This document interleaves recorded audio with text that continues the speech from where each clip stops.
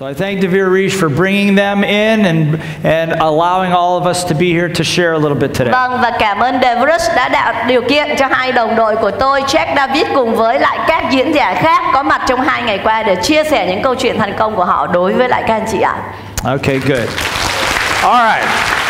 So, let me ask you. Cho nên để tôi hỏi bạn. I'm going to ask the question again. Tôi sẽ hỏi lại.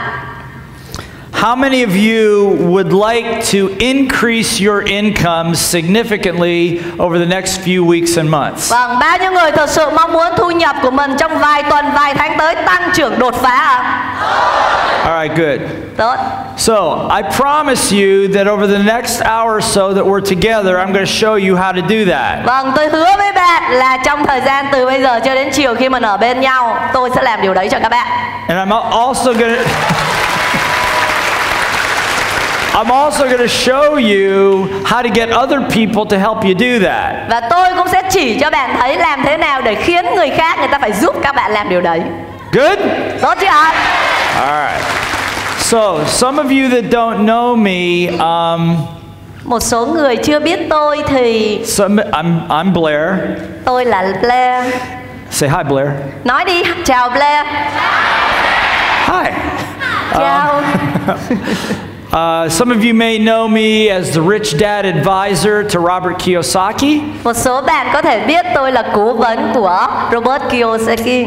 In the area of sales development, team development, and personal development. Vâng, về lĩnh vực kinh doanh, xây dựng đội nhóm và phát triển cá nhân. I've written several books that some of you are familiar with. Vâng, và tôi cũng viết một vài cuốn sách mà tôi nghĩ là một vài bạn đã khá quen. And over the last 25 plus years, I've worked in over 30 countries helping people make billions of dollars in their businesses. Và trong hơn 20 năm qua thì tôi đã có 25 năm qua tôi đã có cơ hội giúp cho hàng ngàn doanh nghiệp trên thế giới này tăng trưởng về kết quả kinh doanh của họ. However, everywhere I go, tuy nhiên bất cứ nơi nào tôi đặt chân tới, whenever I hear somebody say that they're not making enough money, bất cứ khi nào tôi nghe người ta bảo là người ta kiếm tiền chưa đủ, or they're not happy with their lifestyle, hay người ta chưa hài lòng với phong cách sống của họ, or they're frustrated, hay là họ thất vọng, it's usually because of one reason. Thông thường là bởi vì một lý do. How many reasons? Mấy lý do hả? One. And that reason và cái lý do is because là bởi vì they cannot họ không thể sell. Bán. They cannot what? Họ không thể gì ạ? That's right. How do you say it in Vietnamese? Nói bằng tiếng Việt đi ạ. Không thể gì ạ? All right. By the way, you can always answer in Vietnamese. Yeah, ok nha. Khi thầy hỏi á, mình chỉ cần trả lời bằng tiếng Việt thôi, không cần phải trả lời tiếng Anh. Good? All right. For example, chẳng hạn như how many of you have ever had a $1 million idea? Bao nhiêu người đã từng có ý tưởng trị giá hàng triệu đô rồi ạ? Yeah, right? You have an idea that you know is going to make a lot of money, yes? Có cái ý tưởng mà mình biết chắc là mình sẽ kiếm được rất nhiều tiền à? Or you just know that this idea of yours is going to change the world, change people's lives. Hay là mình nghĩ rằng là cái ý tưởng này sẽ thay đổi thế giới, thay đổi cuộc đời của mình. Ai từng có rồi ạ? Yes? Yeah, but how many of you know people with $1 million ideas that don't make $1 million with their idea? Bao nhiêu người trong số các bạn đã từng biết có những con người họ có ý tưởng hàng triệu đô nhưng đến bây giờ vẫn chưa kiếm được hàng triệu đô à? Right? How many know somebody like that very, very well? Và bao nhiêu người biết những người đó mà cực kỳ hiểu người ta luôn đấy à? Like the person sitting in your seat. Cũng giống như là cái người mà họ ngồi bên cạnh mình, sống cùng thành phố với mình, hiểu rất là rõ. Right? And the reason is because they cannot. Là bởi vì họ không thể bán hàng. What is it? Nói lại. Yeah, they can't sell. Or they think they know how to sell. Hay là họ nghĩ rằng là họ biết bán hàng đấy. Or they think the product or service will sell itself. Hay họ nghĩ là cái sản phẩm và dịch vụ của họ tự thân nó có khả năng bán hàng. Neither of which is true. Nha. Thật không? Neither one is true. Dạ, và không có điều gì là đúng cả. Understand? Mọi người hiểu không ạ? So the number one skill, if you're going to make $1 million, cho nên kỹ năng hàng đầu mà bạn muốn kiếm hàng triệu đô, or build a successful business, hoặc là xây dựng một doanh nghiệp thành công, or simply improve your lifestyle, hay là đơn giản chỉ cải thiện nâng cao cái phong cách sống của mình, is you've got to learn how to sell. thì bạn phải học bán hàng. Everybody understand? Mọi người hiểu chưa ạ? Yes? All right. Turn to the person next to you and say, you have to sell. Quay sang người bên phải và nói với họ rằng bạn phải bán hàng.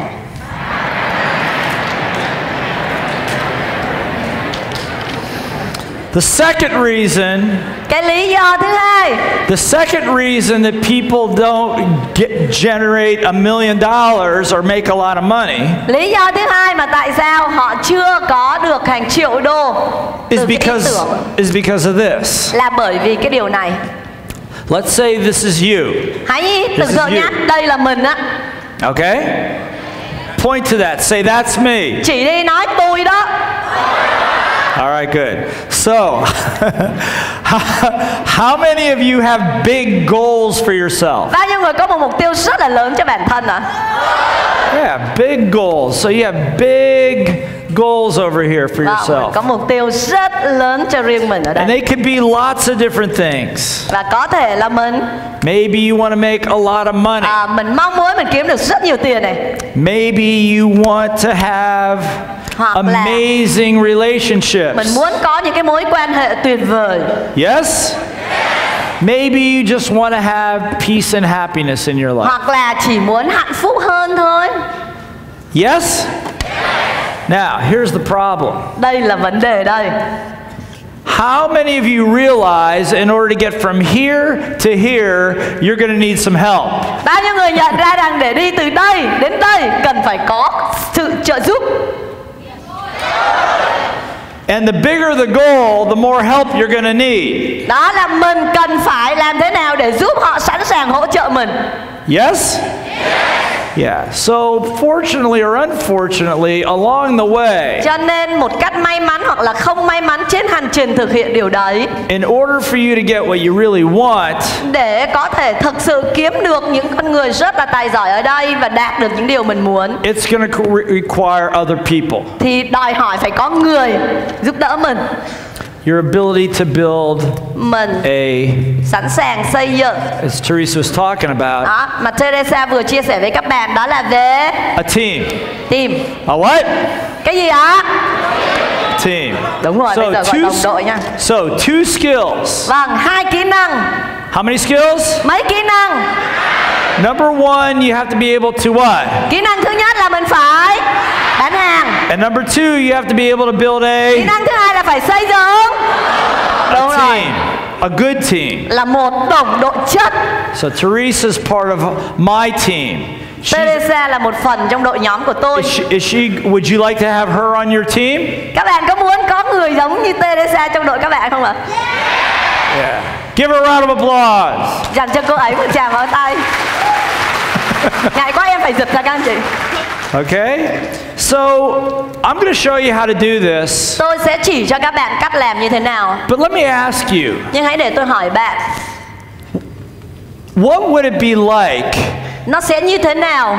If you could make 4 times the amount of, or 3 times the amount of money you're making now, within 3 months. Bạn có thể kiếm được gấp 3, gấp 4 lần số tiền của mình trong vài tháng tới ạ? Would that be good? Có tốt không? Would you like that? Bạn có muốn không? How would it be if you could actually make money while you're sleeping? Nghĩ như thế nào nếu như mình vẫn kiếm tiền trong khi mình ngủ? Because other people are selling for you. How many people would like Nghĩa là có that? ai đó bán hàng cho mình trong khi mình ngủ, ai muốn ạ? You see? And so I'm going to show you how to do that, but you're going to need to take a lot of notes. Vâng, tôi sẽ chỉ cho các bạn, nhưng mà bạn nhớ là ghi chép cho cẩn thận nhé. Okay? Take a lot of notes. Tự mình ghi chú riêng cho mình. We're going to start over here for a moment. Và một xíu nữa mình sẽ bắt đầu từ cái chữ bán hàng đó. Today, I know what I was going to say. What I'm going to show you today has made me millions. It makes me millions of dollars a year. Vâng, cái mà tôi sẽ chia sẻ cho các bạn đó đã giúp tôi kiếm hàng triệu đô một năm. Sometimes hundreds of thousands of dollars a day. Đôi khi nhờ những điều đấy tôi kiếm cả hàng trăm nghìn đô chỉ trong một ngày. Now, I'm not saying it's going to do that for you. Tôi không nói rằng điều đó sẽ ứng dụng được cho bạn. But if it makes you an extra $15,000 US per month. Nhưng mà ít ra nó cũng có thể giúp bạn tăng được khoảng 5.000 đô la Mỹ một tháng chẳng hạn. Would that be worth it? Các bạn có nghĩ là đáng không để học những điều này không ạ? Yes or no? All right, good. So that's what I'm going to do. Vâng, đó là điều tôi sẽ làm.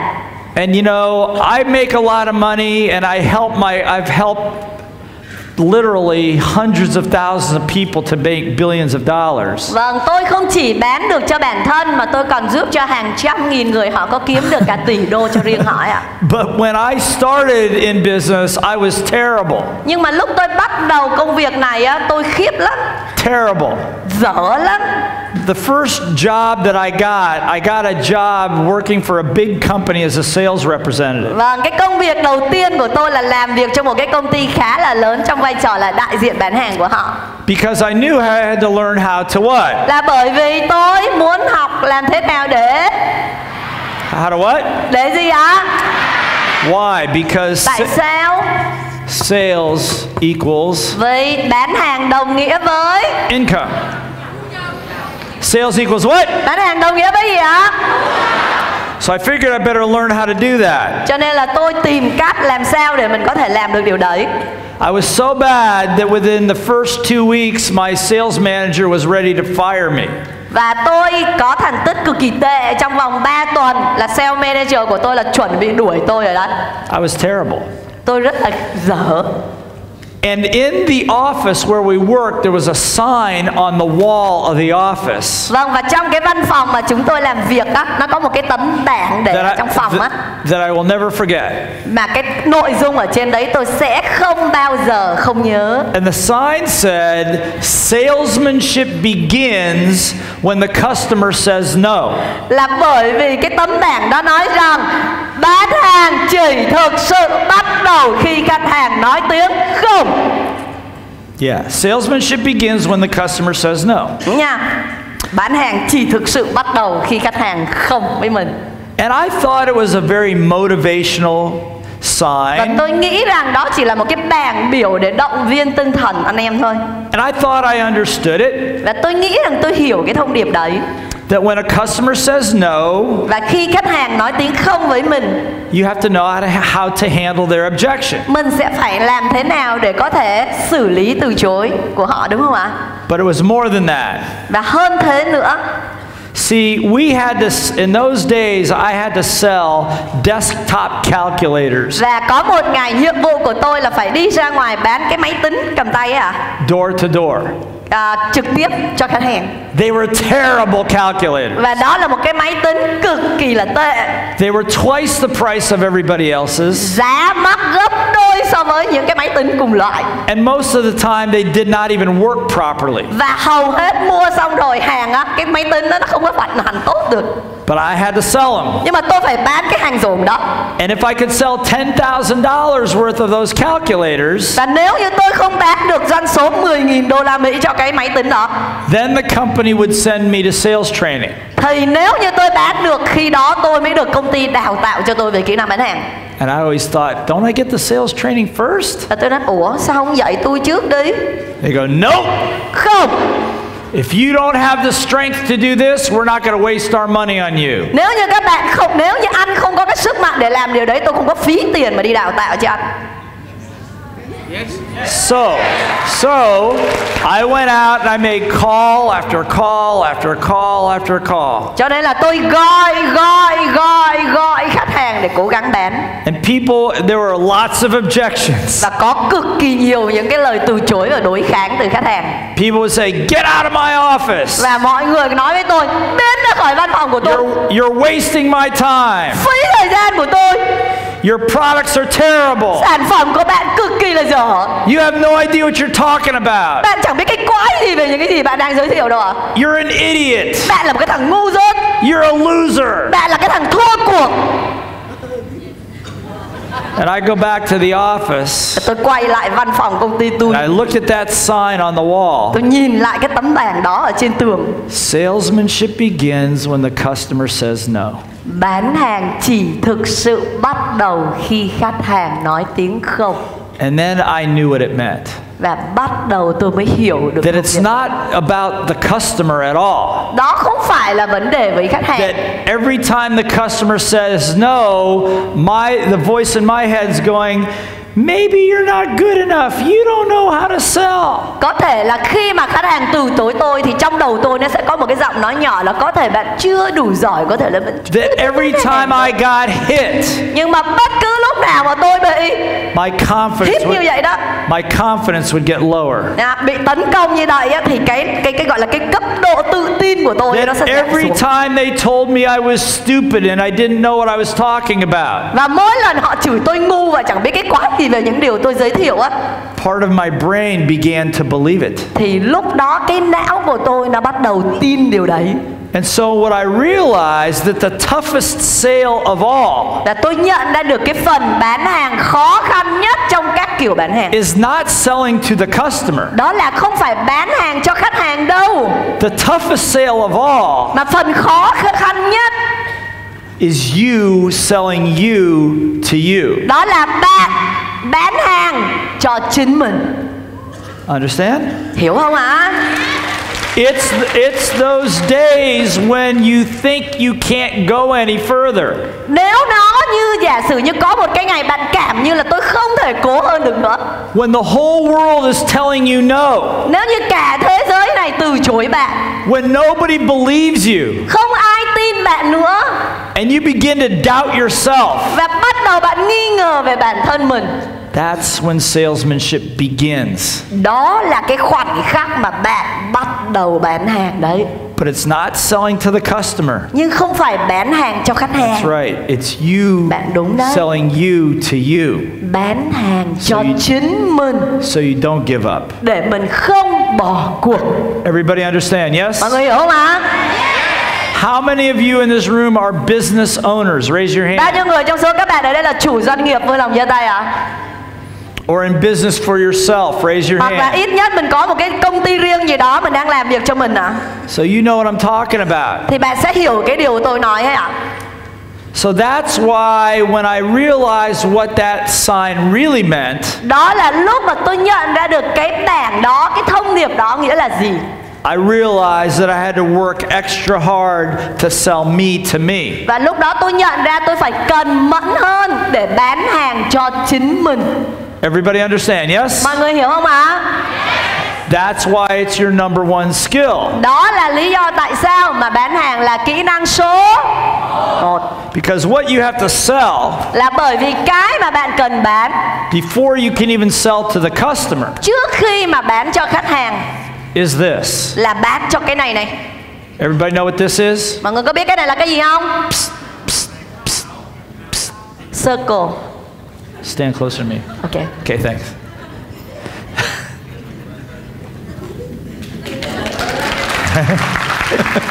Okay? This is your brain. Cái này là cái não đấy ạ. What is it? Cái này là cái gì?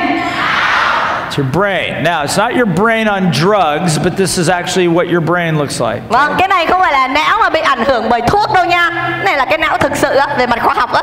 Now, what percentage of your brain do you consciously use? Vâng, mình sử dụng bao nhiêu phần trăm năng lực của não bộ cho các hoạt động có ý thức ạ? What percent? Mấy phần trăm? 2? 2 à? Who said 2? Ai nói 2% giơ tay ạ? We'll have a special program for you. Tôi sẽ có một chương trình đặc biệt thiết kế cho những người nói chỉ sử dụng có 2% á. It will move a little slower. Là bởi vì chậm quá hả? Ý thức được có 2% những công việc mình làm thôi hả? Okay. No, it's about 10%. Ok, và khoảng bình quân chúng mình sử dụng 10% năng lực một cách có ý thức. This is what the 10% here that you use is what we call the conscious brain. Vâng, cái 10% của não bộ mà mình sử dụng nó gọi là phần ý thức. Phần gì cả nhà?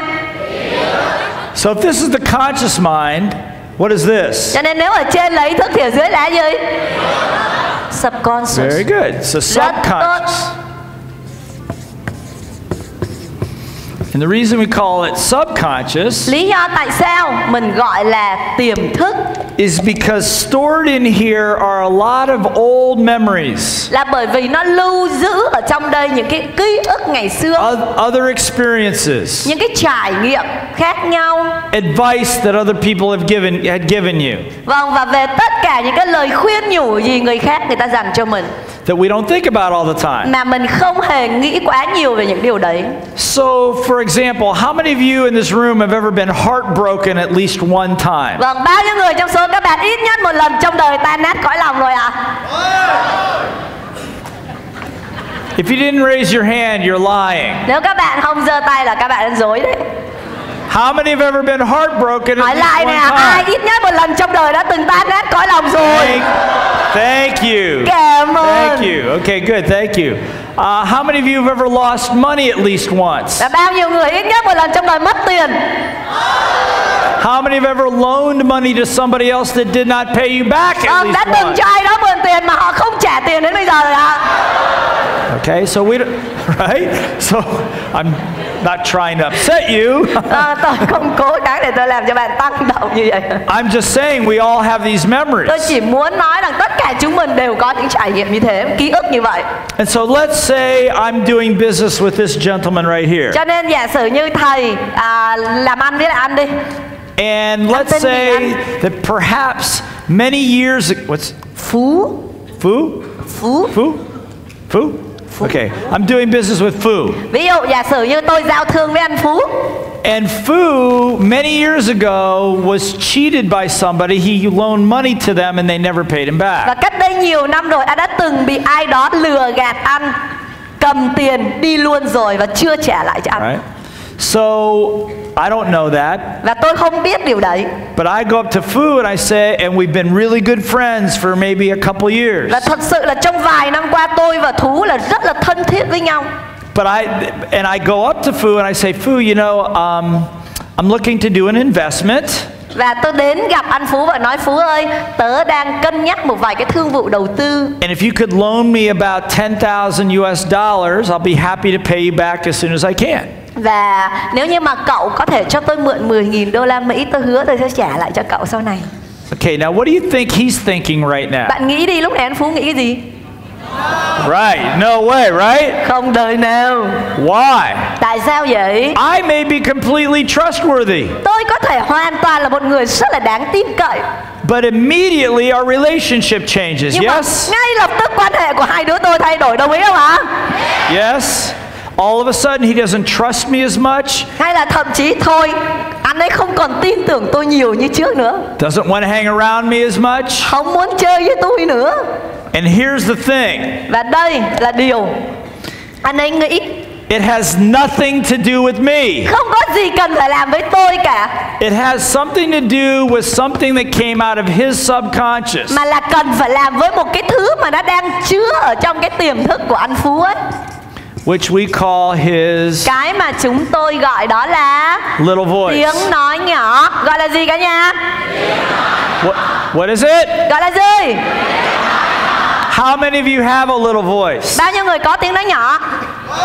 Oh, good. See, if you don't know what that is, Nếu như bạn không biết cái đó là cái gì, it's the thing in your head that just said, I don't have a little voice. What's he talking about? đó là cái suy nghĩ trong đầu mà bạn đang nói. Tôi không biết cái tiếng nói nhỏ đó là cái gì. Tôi không biết ý thầy đang nói đó là cái gì.